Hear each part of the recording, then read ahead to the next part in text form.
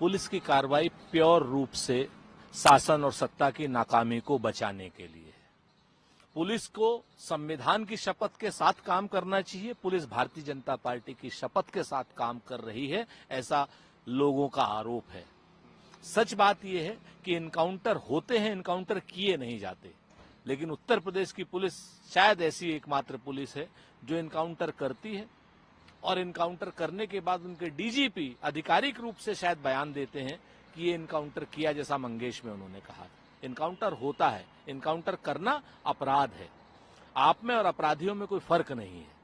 उत्तर प्रदेश की सरकार की नाकामियों को छुपाने के लिए पुलिस से इनकाउंटर कराए जा रहे हैं, ऐसा बहराइच के बहुतायत लोग मानते हैं। सर, कार्रवाई तुरंत हो रही है, पुलिस के बावजूद भी आप लोग सवाल उठा रहे हैं।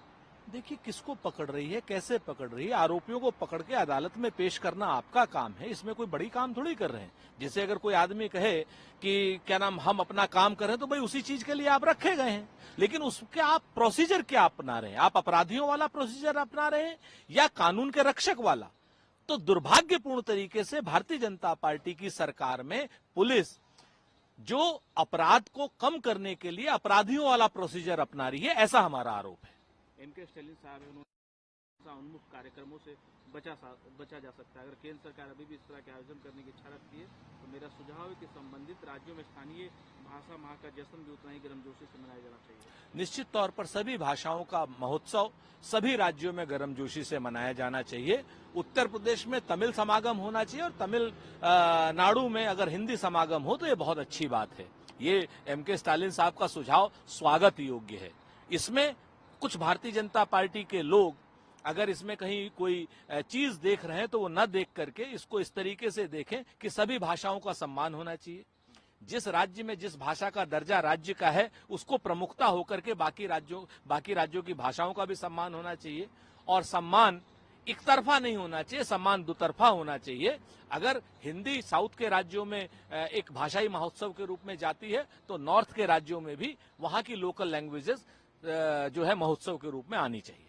फिर से दिल्ली में प्रदूषण बढ़ाया जा रहा है, सुप्रीम कोर्ट ने इस पर संज्ञान लेते हुए क्रिटिसाइज किया दोनों राज्यों। देखिए, फिर से मैं एक बात कहता हूं कि पराली जलाया जाना एक विषय किसान का है, और सुप्रीम कोर्ट को और भारत की सरकार को ये सुप्रीम कोर्ट को बताना चाहिए कि भारत की सरकार यानी भाजपा की सरकार, हरियाणा की सरकार या पंजाब की सरकार असक्षम है कि पराली को जलाने के अलावा कोई किसान के पास विकल्प नहीं है।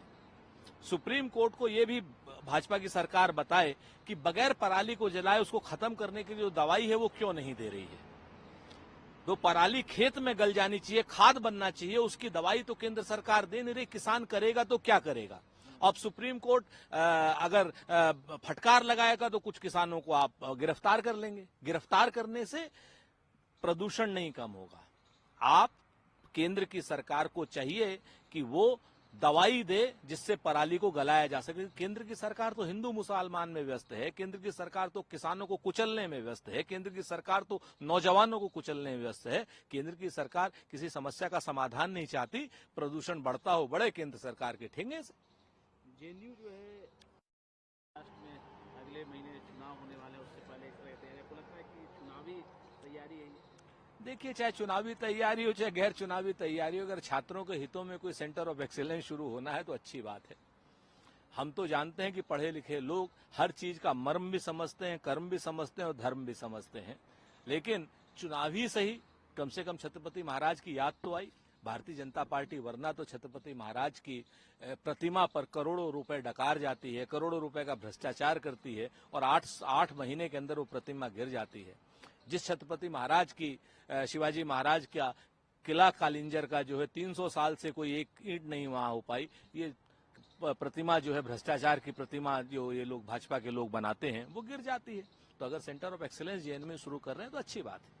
सर, एक दूसरा सवाल झारखंड से जुड़ा हुआ है। सीट से शिवराज सिंह चौहान की एनडीए की गवर्नमेंट जो है झारखंड में बनने जा रही है।